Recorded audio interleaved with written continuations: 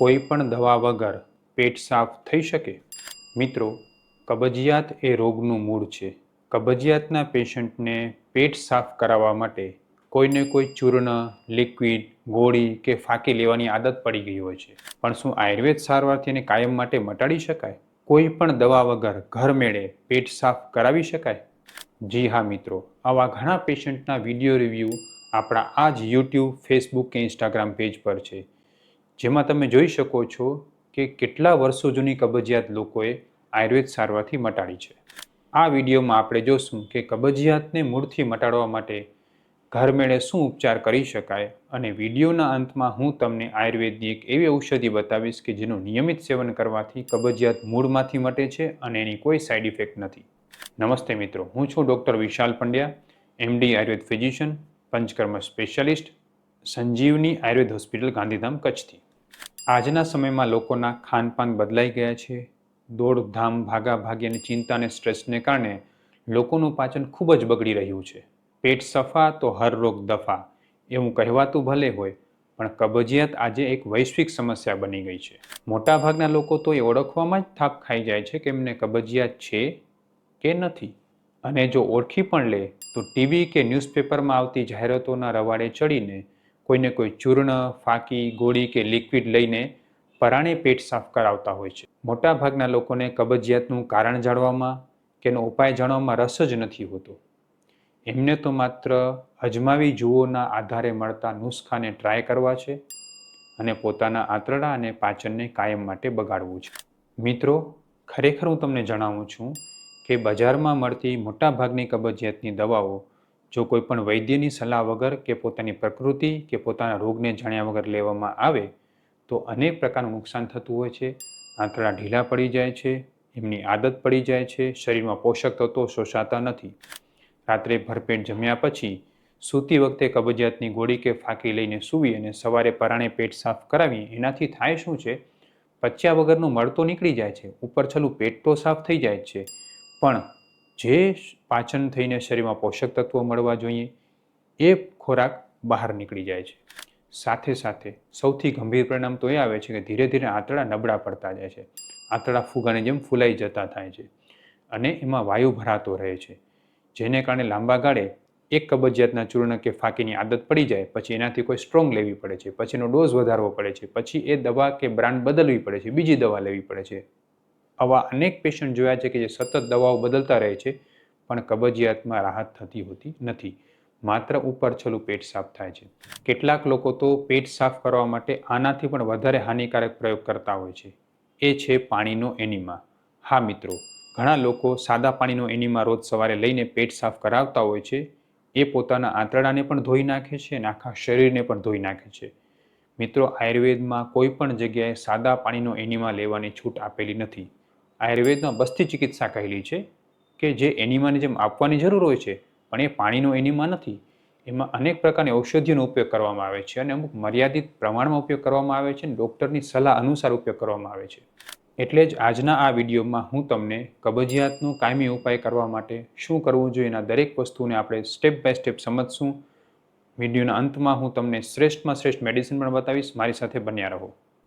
સૌથી પહેલાં તો આપણે એ જોઈએ કે કબજિયાત કોને કહેવાય, જે મોટા ભાગના લોકોને સમજાતું નથી અને એને ઓળખવામાં મુશ્કેલી થાય છે.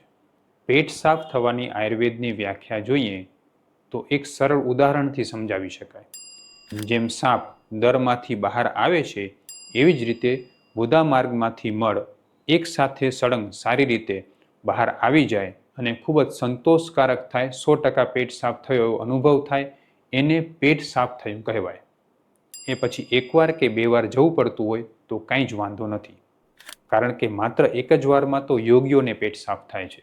આપણા જેવા સામાન્ય વ્યક્તિઓ કે ભોગીઓને, એટલે કે જે રૂટીન ગ્રહસ્થ છે, જે લોકો પોતાનું કામકાજ કરે છે, એ લોકોને કદાચ 2 વખત જવું પડે અને પેટ 100% સંતોષકારક સાફ થઈ જતું હોય તો પણ એ પેટ સાફ થયું જ ગણાય. આ સિવાય મુખ્ય 4 પરિસ્થિતિ એવી છે કે જેને આપણે કબજિયાત કહી શકીએ. પરિસ્થિતિ નંબર 1, 24 કલાકમાં એક પણ વાર પેટ સાફ ન થવું. ઘણા પેશન્ટ એમ કહેતા હોય છે કે સાહેબ મને 2 દિવસે એક વખત પેટ સાફ થાય છે કે 3 દિવસે એક વખત પેટ સાફ થાય છે, પણ પૂરું પેટ સાફ થઈ જાય છે. હકીકતમાં આને કબજિયાત જ કહેવાય, કારણ કે આપણા આયુર્વેદ શાસ્ત્ર મુજબ અહોરાત્ર એટલે કે દિવસ અને રાત એમ મળીને 24 કલાકમાં એક વખત તો પેટ સાફ થવું જ જોઈએ. એ પછી ભલે સવારે થાય, બપોરે થાય કે રાત્રે થાય, પણ એક વખત સંતોષજનક પેટ સાફ થતું હોય 24 કલાકમાં તો એને કબજિયાત ન કહેવાય. પણ એના સિવાય જો 24 કલાકથી વધારે સમયગાળો નીકળી જાય છે તો એને કબજિયાત કહી શકાય.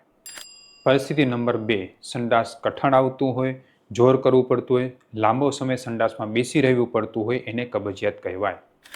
પરિસ્થિતિ નંબર 3, દિવસમાં 2-3 વાર સંડાસ કરવા જવું પડતું હોય પણ ખુલીને પેટ સાફ ના આવતું હોય તો એને કબજિયાત કહેવાય.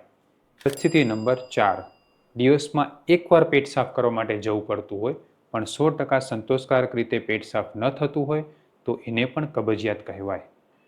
મિત્રો, આ સિવાય કબજિયાતના ઘણા બધા લક્ષણો છે, જેમ કે પેટ ભારે થઈ જવું, પેટમાં આફરો ચડવો, ઊંધો ગેસ થવો, ઓડકાર આવવા, ખાટા તીખા ઓડકાર આવવા, ભૂખ ન લાગવી, શરીરમાં આળસ લાગવી, પેટ અને પેડુમાં સતત દુખાવો થવો, મોઢામાં ચાંદા પડવા વગેરે વગેરે. ઘણી વખત તો જાહેરમાં આપણે ખાસ કરીને સોશિયલ મીડિયામાં લોકો સંડાસ, મળ, કબજિયાત આવી વસ્તુ બોલતા શરમાતા હોય છે. મિત્રો, ખાસ એ જુઓ કે જે શબ્દ બોલવામાં આપણે જો શરમ અનુભવતા હોય તો એ મળ જ્યારે આપણા પેટમાં અને આંતરડામાં રહીને ભરાઈ રહેતો હોય તો કેટલું નુકસાન કરતો હશે. મહર્ષિ વાગ્ભટ કહે છે, જાયંતે વિવિધા રોગા પ્રાયશો મલ સંચયાત, એટલે કે શરીરમાં અનેક પ્રકારના રોગો કબજિયાતને કારણે થાય છે. ખાસ કરીને હરસ, મસા, ભગંદર, ખાટા તીખા ઓડકારને કારણે અમ્લપિત્ત થવું, ચામડીના રોગો અને કેન્સર જેવા ભયાનક રોગો પણ કબજિયાતને કારણે થઈ શકે છે. જો તમને આમાંથી કોઈ પણ એક રોગ હોય અને બ્લડમાં એ રોગ કંટ્રોલમાં ના આવતો હોય, તમારું બીપી વધારે આવતું હોય, તમારું સુગર વધારે આવતું હોય, તમારું થાઇરોઇડ વધારે આવતું હોય કે તમારું કોલેસ્ટ્રોલ વધારે આવતું હોય અને જો તમને કબજિયાત છે તો પહેલાં તમે કબજિયાત દૂર કરો. ઘણા બધા પેશન્ટમાં તો માત્ર કબજિયાત દૂર કરવાથી જ આ બધા રોગો કંટ્રોલમાં આવી જતા હોય છે. એનું શું કારણ છે? એનું બેસ્ટ કારણ એ છે કે કબજિયાતને કારણે એ દવાની અસર શરીરમાં આવી શકતી નથી, કારણ કે આંતરડામાંથી જ દવા શોષાઈને લોહીમાં પહોંચે છે. હવે જ્યારે આંતરડામાં જ મળ ભરેલો હોય તો દવા શોષાઈને લોહીમાં કઈ રીતે પહોંચી શકે? તમને કોઈ પણ પ્રકારનો રોગ હોય, જો તમને કબજિયાત છે તો સૌથી પહેલાં કબજિયાતને દૂર કરો તો બીજા રોગમાં ઓટોમેટિકલી રાહત થઈ જશે. મિત્રો, હવે આપણે જોઈએ, જો તમને કબજિયાતમાંથી કાયમ માટે છુટકારો મેળવવો હોય તો સૌથી પહેલાં તો એ જાણવું પડશે કે આ કબજિયાત થાય શા માટે છે અને આપણે શું કરીએ તો કબજિયાત દૂર થાય. કબજિયાતનું સૌથી અગત્યનું કારણ છે પાચન શક્તિની નબળાઈ. જો તમારું પાચન સારું નથી તો તમારો ખાધેલો ખોરાક બરાબર પચશે નહીં. ન પચેલો ખોરાક જ આંતરડામાં ભરાઈ રહે છે અને કબજિયાતના સ્વરૂપે આપણે એને ઓળખીએ છીએ. સૌથી પહેલાં તો આપણે જોઈએ કે પાચન શક્તિ કયા ખોરાકથી બગડે છે. મિત્રો, મેંદાની વસ્તુ જેમ કે spaghetti, noodles, pizza, pasta, Chinese, બેકરીની વસ્તુઓ જેવી કે ટોસ, બ્રેડ, પાઉં, બિસ્કિટ, આથાવાળી વસ્તુઓ જેવી કે ઢોસા, ઇડલી, ઢોકળા, હાંડવો, ચોકલેટ, સૂકો નાસ્તો જેવો કે ચેવડો, ચવાણું, ગાંઠિયા, ભેળ, પાણીપુરી, આ બધી વસ્તુઓ વાયુકારક છે અને એનું વધુ પડતું સેવન જો કરવામાં આવે તો પેટમાં વાયુ વધે છે અને કબજિયાત કરે છે. પોતાની પાચન શક્તિને ધ્યાનમાં રાખ્યા વગર જો વધુ પ્રમાણમાં ખોરાક ખાવામાં આવે, વારંવાર ખાવામાં આવે તો પણ કબજિયાત થાય છે, કારણ કે ખોરાકનું પાચન થતું નથી. ભૂખ ન લાગી હોય ત્યારે ખાઈ લેવું અને ભૂખ લાગે ત્યારે ન ખાવું એ પણ કબજિયાતનું મુખ્ય કારણ છે. વધુ પડતું બેઠાડું જીવન કબજિયાત માટે સૌથી મુખ્ય કારણ આજના સમયમાં જોવા મળે છે. કેટલીક એલોપેથી મેડિસિનનું સેવન, જેમ કે ઊંઘની દવાઓ, એસિડિટીની ગોળીઓ, માનસિક દવાઓ, આ બધા દવાઓને કારણે પણ કબજિયાત થતી જોવા મળે છે. મળના વેગને રોકવાથી કબજિયાત થાય છે. ચિંતા, શોક, સ્ટ્રેસ, ભય, વધુ પડતા વિચાર કરવા, આ બધા કારણોને કારણે માનસિક અસર જે છે થવાથી, મન શાંત ન રહેવાથી પાચન શક્તિ બગડે છે અને કબજિયાત થાય છે. ચા, કોફી, બીડી, સિગરેટ, દારૂ, તંબાકુ વગેરે જેવા વ્યસનનું વધુ પડતું સેવન પણ કબજિયાત કરી શકે છે. આમ કબજિયાત થવાના કારણોને સામાન્ય રીતે જોઈએ તો અયોગ્ય ખોરાક, અયોગ્ય લાઇફસ્ટાઇલ, ટેન્શન અને વ્યસન, આ 4 વસ્તુઓને કારણે તમારી પાચન શક્તિ બગડે છે અને જેને કારણે તમને કબજિયાત થાય છે. હવે જો આપણે આ કબજિયાત રૂપી રાવણને મારવો હોય તો આપણે આપણા લાઇફસ્ટાઇલ અને ખોરાકને વ્યવસ્થિત કરવો જ પડે, તો જ આપણે વગર કોઈ દવાએ પેટ સાફ કરાવી શકીએ. હવે હું તમને જણાવીશ લાઇફસ્ટાઇલમાં ફેરફાર કરવાના કેટલાક રામબાણ સૂચનો કે જેનું અનુસરણ કરવાથી આપણે કબજિયાતથી દૂર થઈ શકીએ છીએ. સૌથી પહેલું છે નિયમિત રૂપથી ગરમ પાણી પીવું. આયુર્વેદમાં દિનચર્યાની શરૂઆત કરવા માટે ઉષાપાન કહેવાય છે. ઉષાપાન એટલે સવારના નરણા કોઠે 3 થી 4 ગ્લાસ નવશેકું ગરમ પાણી પોતાની પાચન શક્તિ અનુસાર પીવું. ખાસ યાદ રાખો, પાણી નવશેકું ગરમ હોવું જોઈએ, તમારા પેટના પ્રમાણે હોવું જોઈએ, પેટ ભાર ન થાય એટલું હોવું જોઈએ. આને જ ઉષાપાન કહેવાય છે. વધુ પડતું પાણી સવારે પી લો અને પેટ ખૂબ ભારે થઈ જાય તો એને ઉષાપાન ન કહી શકાય. એ કરવાથી ઉલટાનું વધારે કબજિયાત થઈ શકે કે પાચન શક્તિ એટલે કે જઠરાગ્નિ મંદ થઈ શકે છે. સવારે ઉષાપાન કર્યા પછી થોડું વ્યવસ્થિત રીતે ચાલવું જોઈએ. આ રીતે વોકિંગ કરવાથી અને ઉષાપાનથી ઘણા બધા પેશન્ટમાં નેચરલી પેટ સાફ થવાની શક્યતા વધી જાય છે, કારણ કે આંતરડા ખૂબ જ એક્ટિવ થઈ જાય છે. ત્યારબાદ પેટ ઉપર તલના તેલની માલિશ કરવાથી પણ ખૂબ ફાયદો થાય છે. તલના તેલે નવશેકું ગરમ કરો, પેટ ઉપર નાભીની દિશામાં મસાજ કરો, નાભીની ફરતે જાણે ઘડિયાળનો કાંટો ફરતો એવી રીતે માલિશ કરી અને થોડો શેક કરવાથી આંતરડામાં જામેલો જૂનો મળ છૂટો પડે છે અને પેટ સાફ નેચરલી થવાનું શરૂ થઈ જાય છે. ખોરાકમાં લીંબુ, પપૈયા, આમલી, દ્રાક્ષ, અંજીર આ બધાનું સેવન સારી રીતે કરવાથી પેટ સાફ થવામાં ખૂબ જ મદદ મળે છે. કકડીને ભૂખ લાગે ત્યારે જ જમો. આગળનો ખોરાક બરાબર પચી ગયો હોય પછી જમો. જો આગળના ખોરાકના ઓડકાર આવતા હોય, ખાટા તીખા ઓડકાર આવતા હોય તો એ સમયે ન જમો તો તમારી પાચન શક્તિ સારી રહેશે અને પરિણામે કબજિયાત નહીં થાય. રાત્રે સૂતી વખતે 1 ગ્લાસ જેટલું નવશેકું ગરમ પાણી જરૂર પીવો. એક કોળિયાને ખૂબ જ શાંતિથી ને ધીમેથી ચાવીને જમો.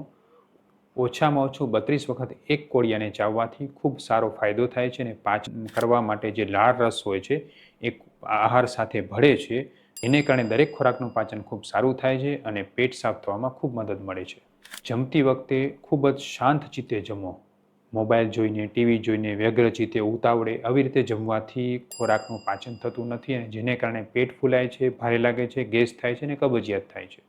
મિત્રો, આ હતા કેટલાક એવા લાઇફસ્ટાઇલ સજેશન્સ કે જેને તમે જીવનમાં અપનાવશો તો કોઈ પણ દવા વગર તમને પેટ સાફ થવાનું શરૂ થઈ જશે. પણ હા, એક વાત નિયમિત રીતે ધ્યાન રાખજો કે આ બધા પ્રકારના સજેશન્સને તમે લાંબો સમય સુધી ફોલો કરશો ત્યારે જ નેચરલી પેટ સાફ થશે. માત્ર 1-2 દિવસ કરવાથી નહીં, કારણ કે કબજિયાત ઘણા લાંબા સમયથી તમને હોય છે અને આ લાઇફસ્ટાઇલ સજેશન્સને તમે જ્યારે લાંબો સમય ફોલો કરો છો, 3-4 મહિના, તો તમને નેચરલી પેટ સાફ થવામાં શરૂ થવાનું ખૂબ સરળ રહેશે. હવે વિડીયોના અંતમાં હું તમને કહીશ કબજિયાત માટેની આયુર્વેદની સૌથી શ્રેષ્ઠ દવા, જે છે હરિતકી એટલે કે હરડે.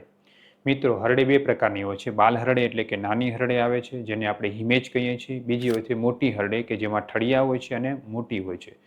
મોટે ભાગે કબજિયાતને સુધારવા માટે ઘણા લોકો હિમેજ વાપરતા હોય છે, પણ જો તમે મોટી હરડે વાપરવાનું શરૂ કરો તો એ વધુ ફાયદો આપે છે.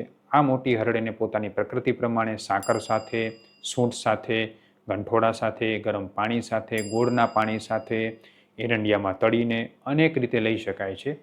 કબજિયાત દૂર કરવા માટે હરડેનો પ્રયોગ કઈ રીતે કરી શકાય એના માટે મેં ડિટેલ વિડીયો બનાવેલો છે, જે તમે જરૂર જોજો. આ વિડીયોના આધારે તમે જો કબજિયાત માટે હરડેનો પ્રયોગ શરૂ કરશો તો તમને ખૂબ સારો ફાયદો થશે. આ હરડેનો પ્રયોગ લાંબા સમયથી કરવાથી મેં અનેક પેશન્ટની કબજિયાત મટાડેલી છે.